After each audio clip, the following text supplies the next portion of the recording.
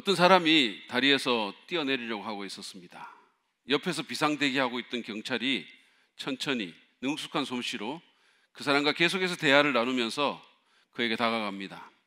경찰은 불과 몇 걸음 앞까지 가서 여보세요, 생명을 버릴 만큼 나쁜 일이 어디 있겠어요? 무슨 일인지 말씀해 보세요. 제게 다 얘기해 보세요. 그렇게 말을 했습니다. 뛰어내리려던 그 사람은 자기 아내가 집을 나간 얘기, 사업에 실패한 얘기, 친구들이 그를 배신한 얘기 등등등을 털어놨어요. 인생의 모든 것이 의미를 잃은 그 얘기들. 그는 30분 동안 자신의 슬픈 얘기들을 털어놨습니다. 그리고는 그 사람과 경찰은 둘 다 뛰어내렸습니다. 여러분, 이것이 낙심이 우리에게 하는 일입니다. 이 낙심이라는 단어는 한자어로 떨어질 낙과 마음 심자로 구성된 단어죠. 문자적으로 마음의 떨어짐이란 뜻입니다. 굉장히 흥미롭고 그래픽하죠. 마음이 마치 절벽에서 굴러 떨어지듯이 그렇게 떨어진다는 거예요. 기운을 잃어버린다는 겁니다. 제가 인터넷 사전을 이렇게 찾아보니까 낙심의 사전적인 정의는 바라는 일이 되지 않아 마음이 상함, 이렇게 돼 있었어요. 내가 기대하는 일, 내가 원하는 일, 내가 바라는 일이 뜻대로 되지 않아서 마음이 상하는 것. 영어로는 낙심을 discourage라고 말을 하는데, 이거는 떨어져 있는을 의미하는 부정접두사 dis하고 용기라는 뜻의 courage가 합친 단어입니다. 그래서 사람을 용기와 떨어져 있게 한다, 다시 말해서 의욕을 꺾고 단념시킨다라는 의미를 지닙니다. 히브리어로 낙심을 의미하는 여러 단어가 있는데 그 중에 마이아스라는 단어는 용해시키다, 황폐케 하다라는 의미가 있고, 헬라어 가운데는 카코스라는 단어가 있습니다. 해롭고 무가치하다는 뜻을 지니고 있습니다. 한마디로 낙심은 무가치하고 해롭고 그리고 우리의 의욕과 기운을 빼앗아가는 정말 나쁜 것이라는 겁니다. 때로는 삶의 의지마저도 꺾어놓는. 그래서 낙심은 우리의 원수인 마귀가 가장 아끼는 도구이고, 낙심한 사람은 그 마귀의 작업장이라는 그런 말이 있습니다. 우리는 어떻게 이 해로운 낙심에서 회복할 수 있을까요?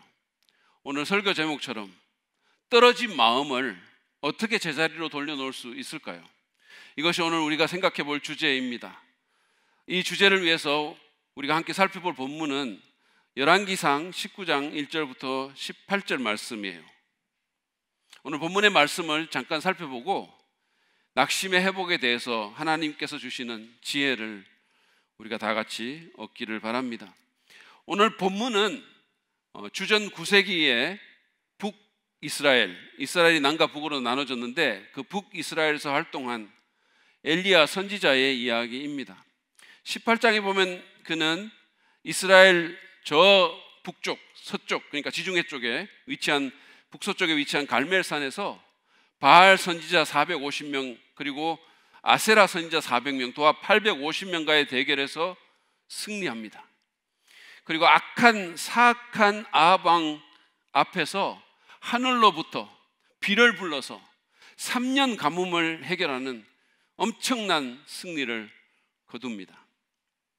1절은, 오늘 19장 1절은 그 일 이후에, 그 대단한 일 이후에 아합 왕이 자기 아내, 시돈의 공주 출신인 자기 아내 이세벨에게 엘리야가 어떻게 바알과 아세라의 선지자들을 칼로 죽였는지를 알려주는 내용을 담고 있습니다. 이스라엘의 왕이 자기 부인한테 시시콜콜 고자질을 하고 있는 겁니다. 여보, 있잖아, 글쎄 엘리야라는 놈이 당신이 그렇게 아끼는 그 선지자들을 다 죽였다니까? 내가 다 봤어. 그러니까 어떻게 했냐면 블라블라블라블라 이렇게 얘기한 거죠. 그 말에 머리 끝까지 화가 난 이세벨은 자기 시종을 보내서 엘리야에게 이렇게 위협을 합니다. 2절 말씀이에요. 세 번역입니다. 네가 예언자들을 죽였으니, 이 예언자는 바알 선지자 이세벨 선지자를 얘기하는 거죠. 자기가 아끼는, 네가 예언자들을 죽였으니 나도 너를 죽이겠다. 내가 내일 이맘때까지 너를 죽이지 못하면 신들에게서 천벌을 달게 받겠다. 아니, 그보다 더한 재앙이라도 그대로 받겠다. 이 위협적인 말을 들은 엘리야는 어떻게 했을까요? 3절입니다.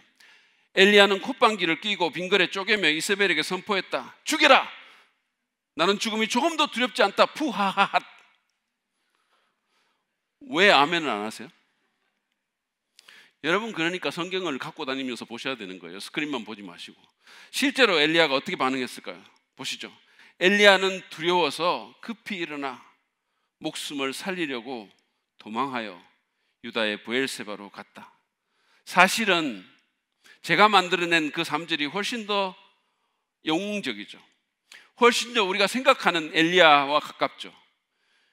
그러나 엘리야는 그렇게 행동하지 않았고 너무 두려워서 바로 일어나서 주랭랑을 쳤어요. 저는 이런 엘리야에게 더 마음이 끌립니다. 야고보가 말한 것처럼 그는 우리와 같은 성정을 지닌 그냥 사람이었어요. 그가 얼마나 두려웠던지 국경을 넘어갑니다. 북이스라엘을 넘어서 남쪽 유다로 도망을 가죠.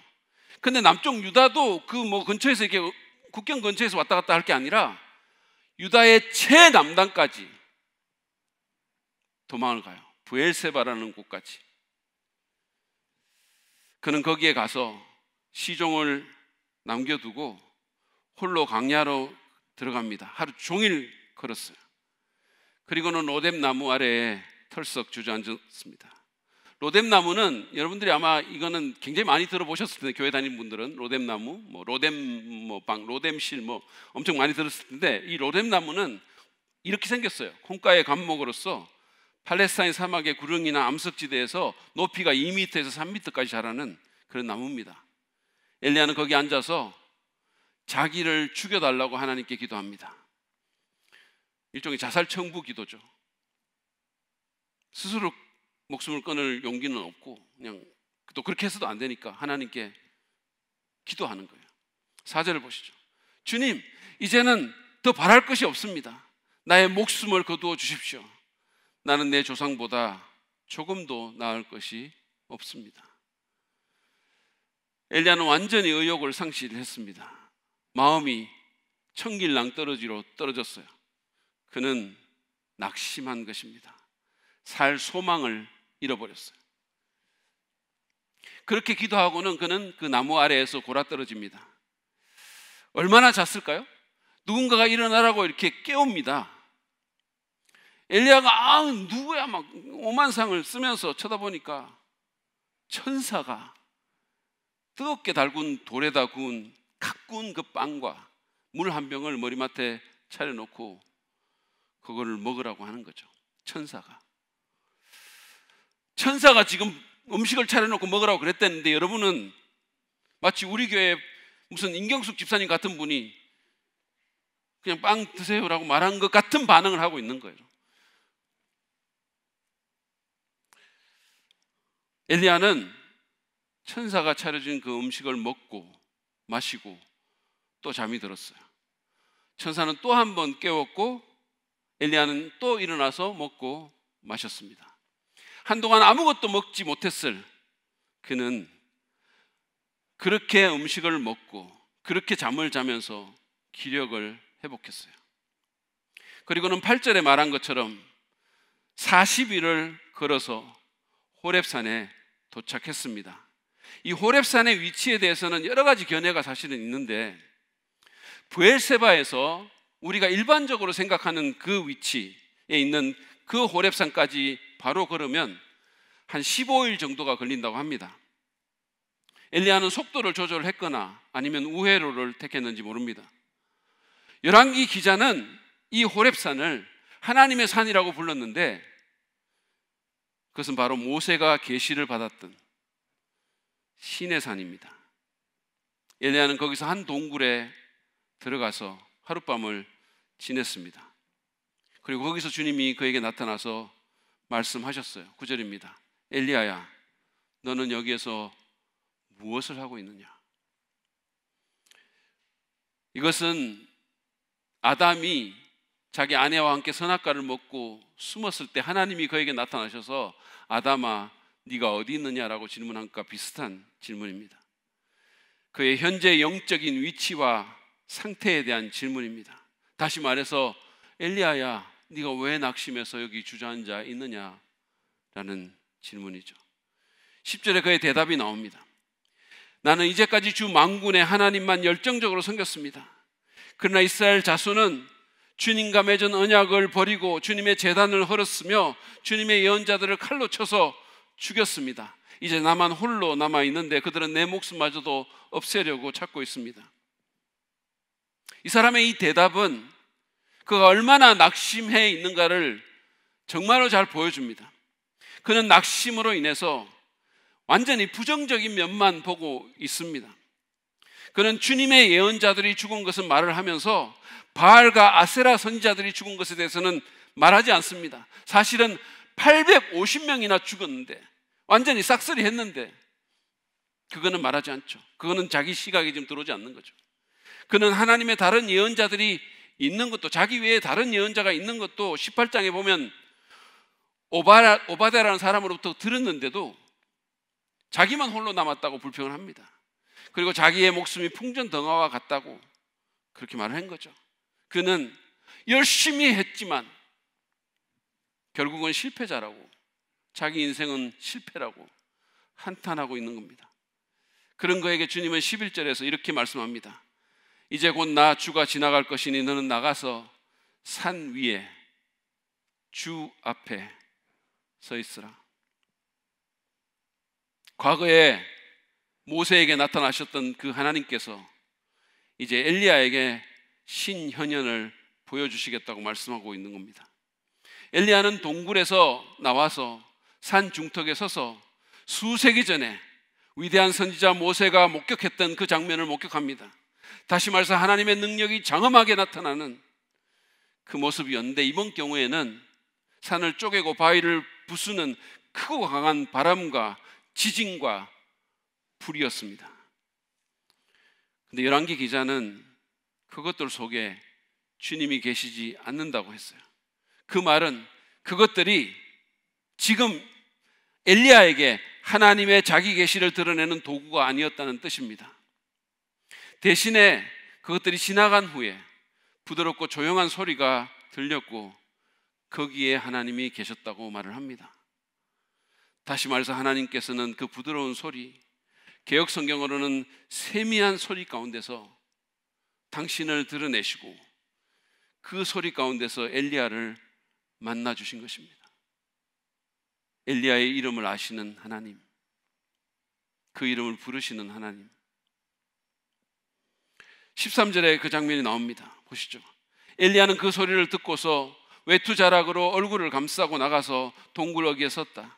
바로 그때 그에게 소리가 들려왔다. 엘리야야, 너는 여기에서 무엇을 하고 있느냐?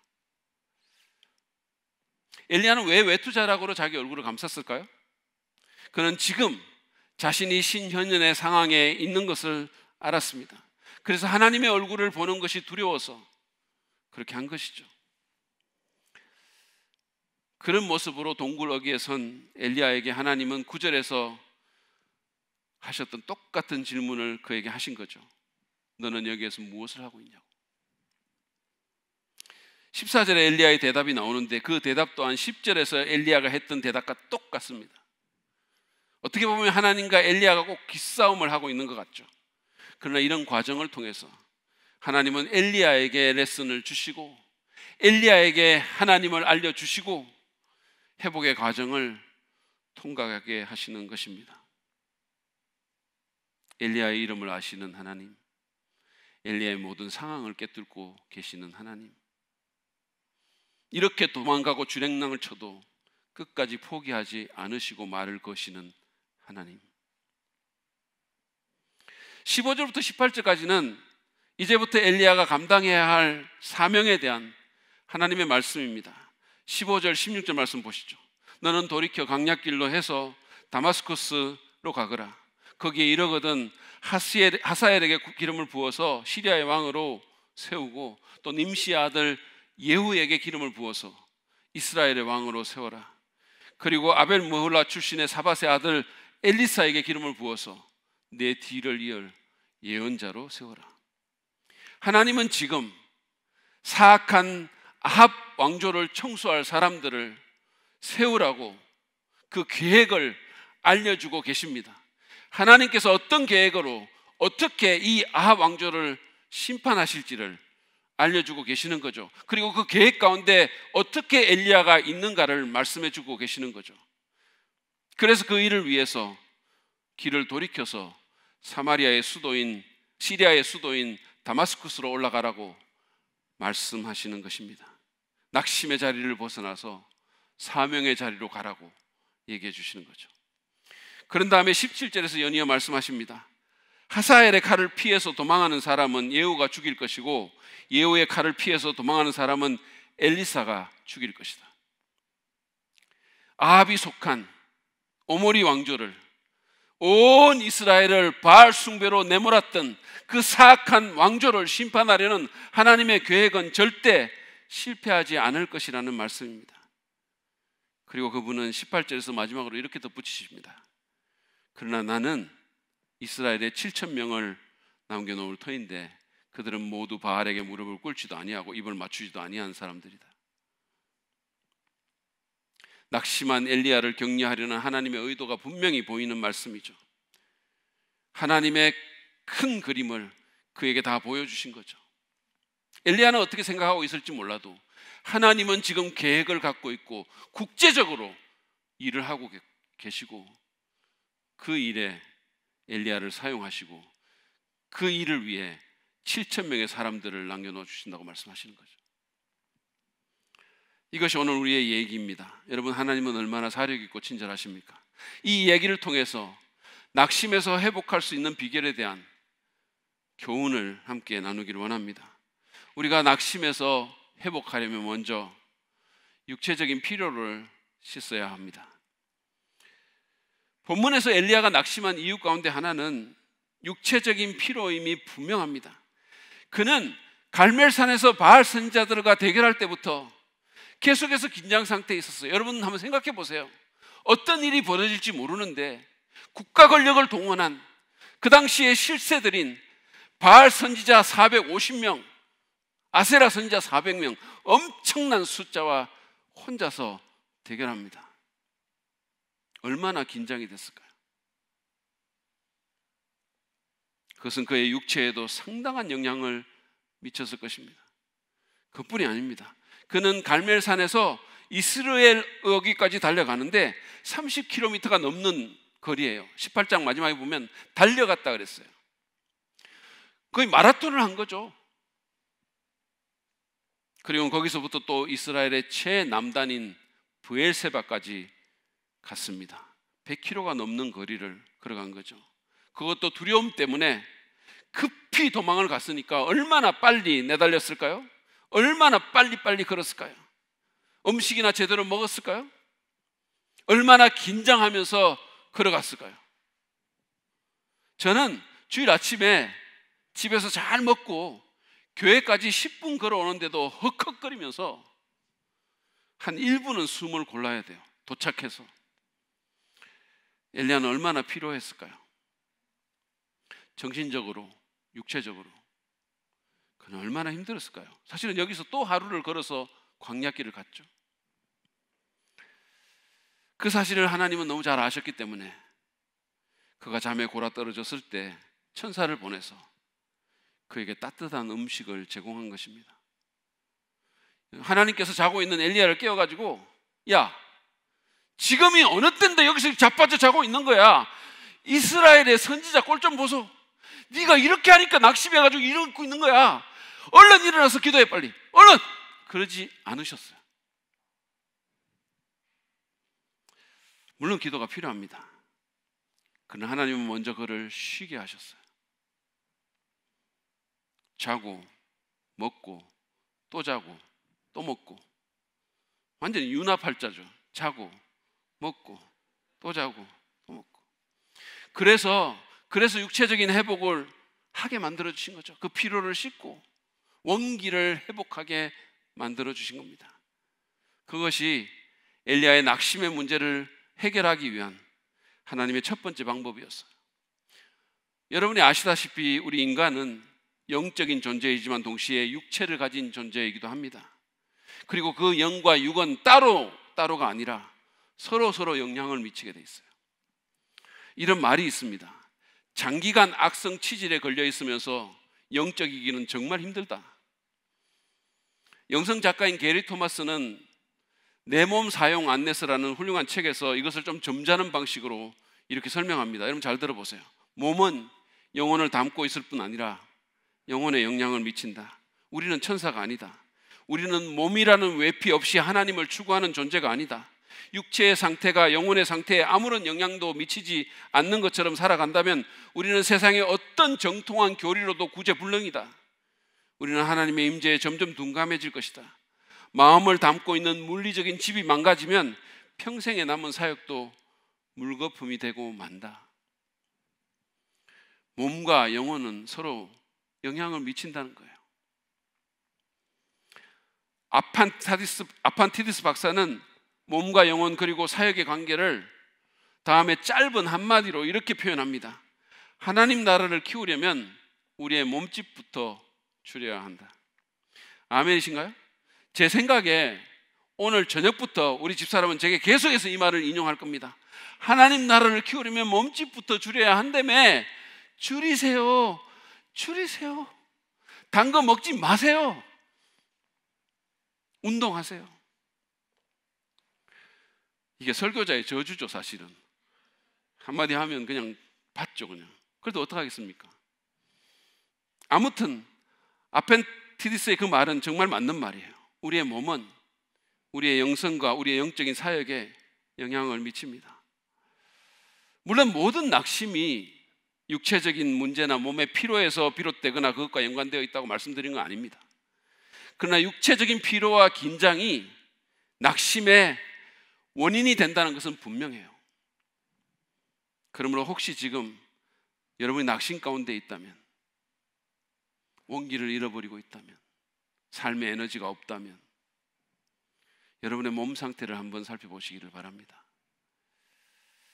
혹시 육체적으로 너무 피곤한 상황은 아닌지, 자기를 너무 혹사시키고 있지는 않은지, 쉼이 없는 삶의 방식을 영위하고 있지는 않은지, 계속적인 긴장 상태 가운데 있지는 않은지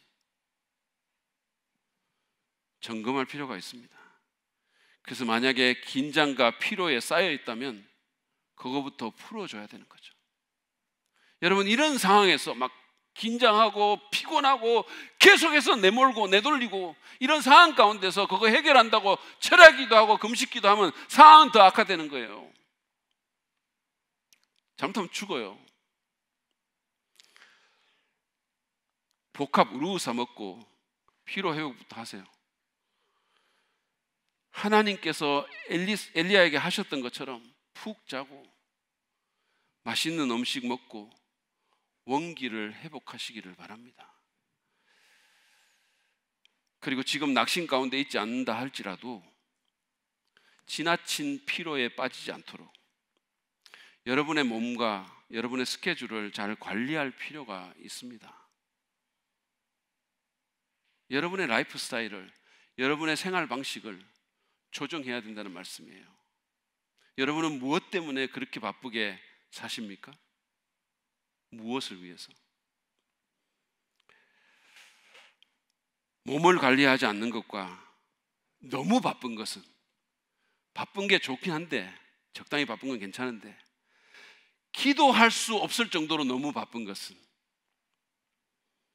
우리의 영성에 매우 위험합니다.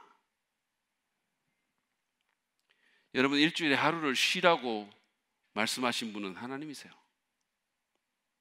아무것도 하지 말고 쉬라 그랬어요. 그리고 그것은 제한이 아니라 명령입니다. 잘 쉬고 피로를 풀고 자신의 몸을 적절히 관리하는 것이 낙심에서 회복하는 첫 번째 길입니다. 그런 라이프 스타일에서 벗어나는 것이 낙심을 예방하는 비결이기도 합니다. 두 번째로, 낙심에서 회복하려면 우리는 하나님과의 교제를 가져야 합니다. 엘리야가 낙심에 빠졌던 또 다른 이유가 있는데 그것은 현실의 상황만을 보았기 때문이에요. 그는 이세벨이 국가 권력을 동원해서 자기를 죽이려고 하는 이 상황에 자신의 시선을 고정시켰어요. 거기에 시선이 꽂혀 있었습니다. 실제로 개혁성경, 개혁개정 3에서 3절은 이렇게 시작합니다. 그가 이 형편을 보고 일어나 자기의 생명을 위해 도망하여. 그는 자기에게 지금 닥친 그 형편, 그 상황을 봤어요. 거기에 시선을 꽂은 겁니다. 그리고는 낙심해서 도망하기 시작했어요. 그의 시선은 이세벨에게, 그리고 그가 동원하려는 국가 권력에게 가 있었어요. 이런 상황에서 마땅히 봐야 할 하나님은 잘 보이지 않았습니다. 아니, 하나님보다 이세벨이 너무 크게 보였던 거죠. 그래서 그는 두려워했고 용기를 잃었고 마음의 기운을 잃게 된 것입니다. 삶을 포기할 정도로 원기를 잃은 거죠. 하나님께서 어떻게 하셨습니까? 그분은 그의 피로를 씻기고 원기를 회복시킨 후에 그를 하나님의 산인 시내산으로 부르셨어요. 초대하셨습니다. 그것은 과거에 또 다른 선지자 모세가 하나님과 대면하며 교제한 곳입니다. 거기서 그분은 낙심한 엘리야에게 다가가 그의 이름을 부르시며 그와의 교제를 청하셨습니다. 그리고 당신의 능력을 보여주시고 부드럽고 조용한 소리 가운데서 임재하시고 당신을 계시해 주셨어요. 하나님이 어떤 분인지, 지금 그 엘리야의 상황 가운데서 하나님이 어떤 분인지, 그의 이름을 속삭이시는 하나님, 이런 상황에서도 포기하지 않는 하나님, 끝까지 그를 회복시키시는 하나님, 그와 교제를 원하시고 그에게 말을 거시는 하나님. 그런 과정을 통해서 그분은 엘리야의 떨어진 마음을 회복시키신 것입니다. 여러분, 우리도 엘리야처럼 상황에만 우리의 시선을 두면 그것에 압도당하고 낙심할 수 있습니다. 우리는 주님을 바라봐야 되고 그분의 음성을 들어야 됩니다. 물 위를 걷다가 그만 빠져버린 베드로의 이야기는 이 사실을 아주 그래픽하게 보여줍니다. 베드로는 배 바깥으로 나와서 주님께 오라는 예수님의 그 초청을 받고 물 위를 걸었습니다. 그러는 중에 엄청난 바람이 불어왔고, 그래서 그것의 시선을 빼앗기죠. 그리고 그만 물 아래로 빠져 들어갑니다. 바람이라는 상황을 보고 그의 몸이 물 아래로 떨어진 것처럼 상황에 압도당하면 우리의 마음도 떨어지게 될 것입니다. 그러지 않기 위해서 우리는 하나님과의 교제의 자리로 가야 되는 거죠. 거기서 하나님의 임재 가운데 그분의 영광을 보고 그분의 음성을 들어야 합니다. 그럴 때 상황은 더 이상 우리를 압도하지 못할 것입니다. 모든 것은 다르게 보일 것입니다.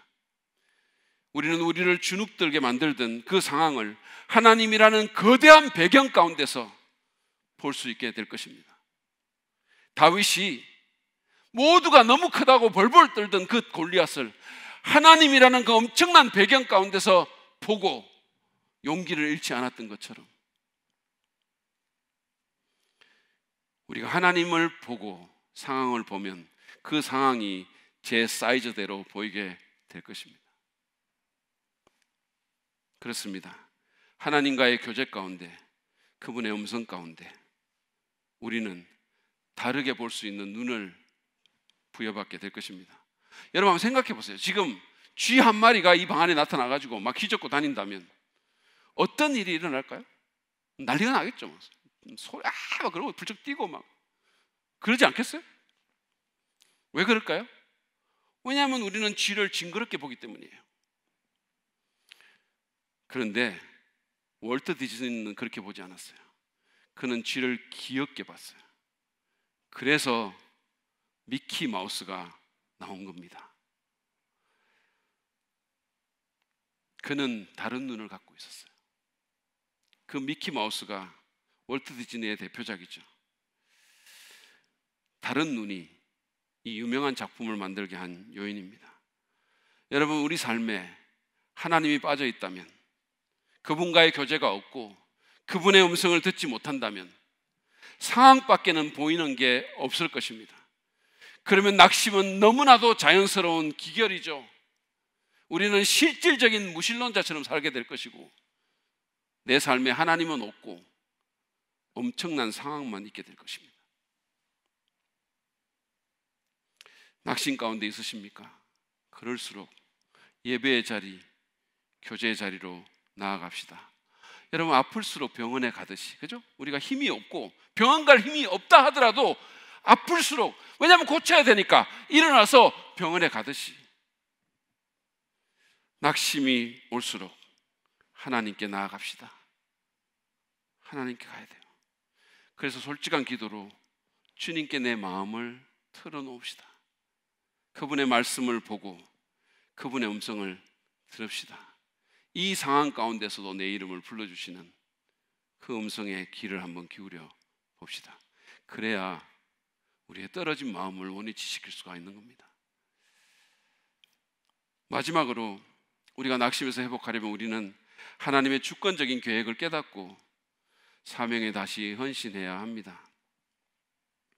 엘리야가 낙심에 빠졌던 또 다른 이유는 일이 자기 기대처럼 되지 않았기 때문입니다. 그는 하늘에서 불이 내려오는 그런 엄청난 스펙타클러한 그런 방식으로 바알 선지자를 그렇게 이겼어요. 정말로 드라마틱하게. 거기다가 아합 왕이 도저히 부인할 수 없는 하나님의 역사하심으로 3년 동안 이스라엘을 괴롭혔던 가뭄의 문제까지 해결하게 되는 엄청난 승리를 거뒀습니다.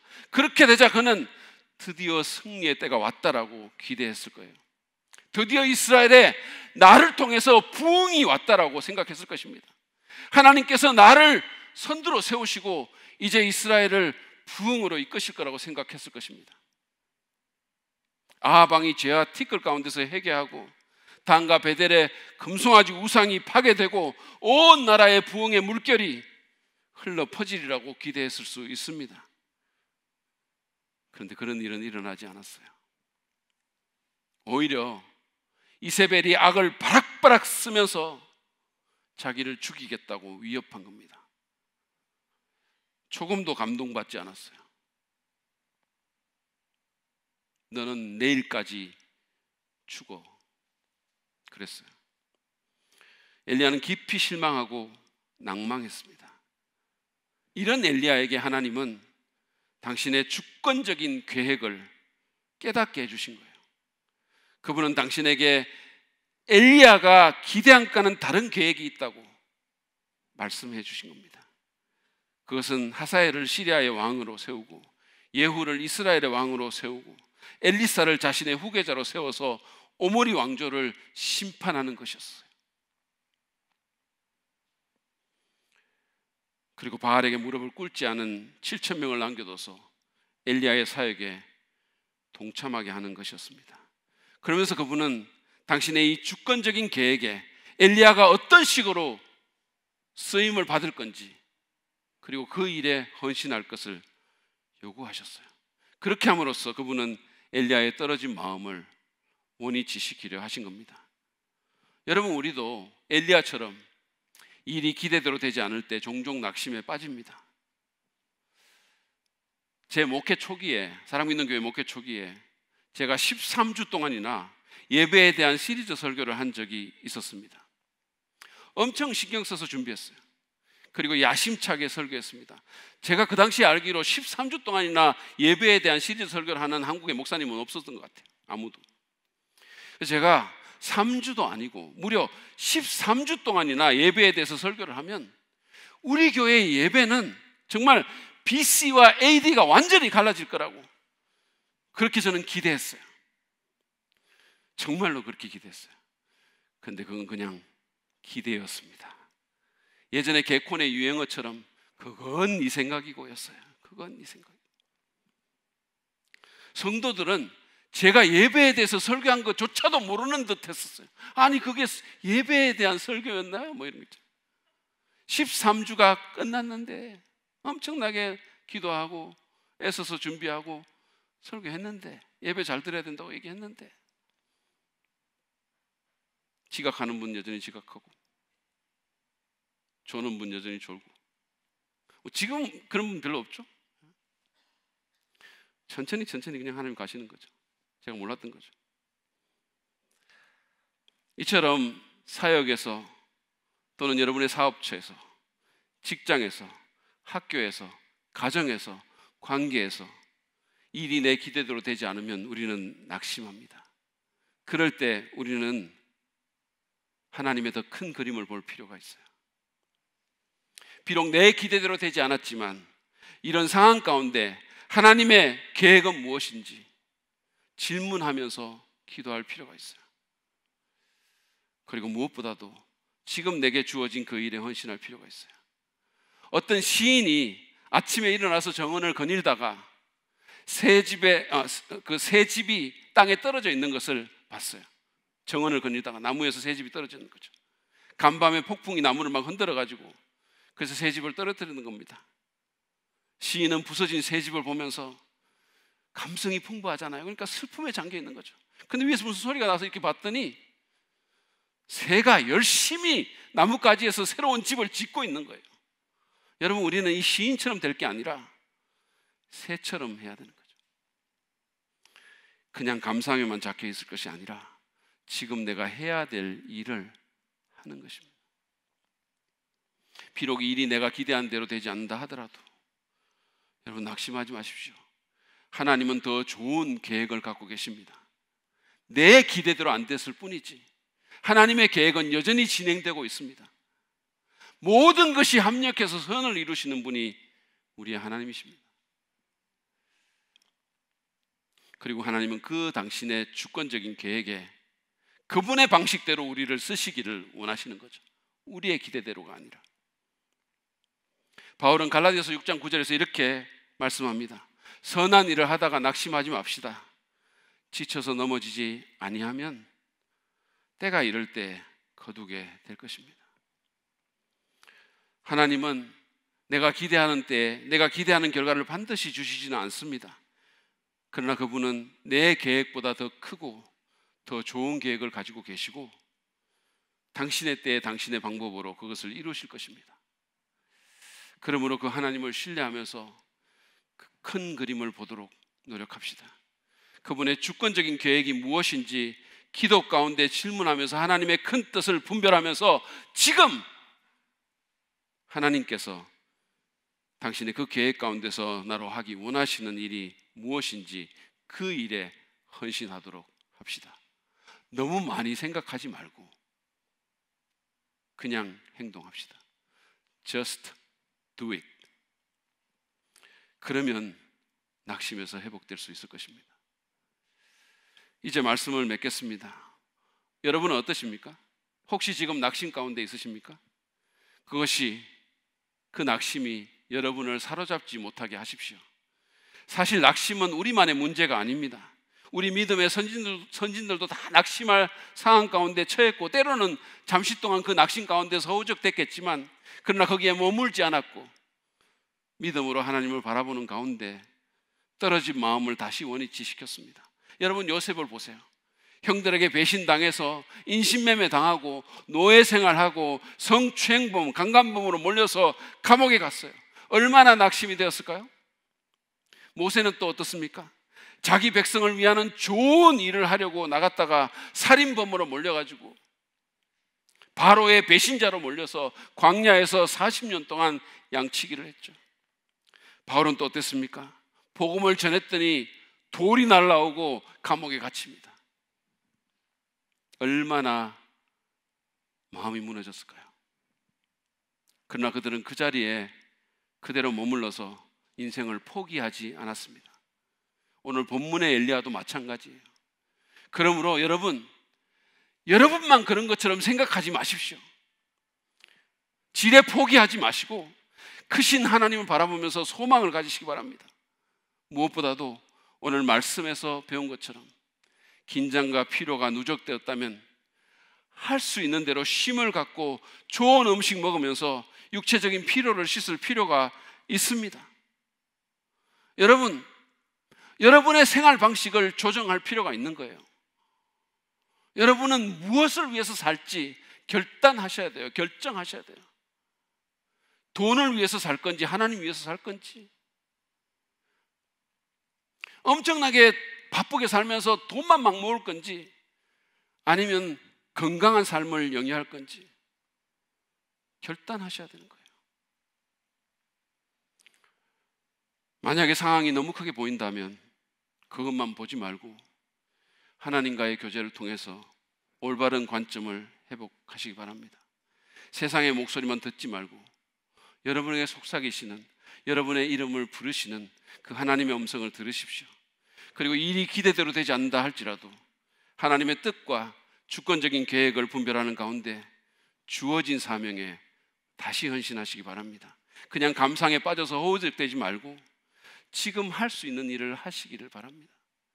만약에 그게 너무 힘들면 누군가의 도움을 청하시기 바랍니다. 그럴 때 우리는 떨어진 마음을 다시 제자리로 들어올릴 수 있을 것입니다. 아니, 그렇게 회복시키시는 하나님의 손길을 경험할 수 있게 될 것입니다. 그런 축복이 우리 모두에게 있기를 간절히 바랍니다.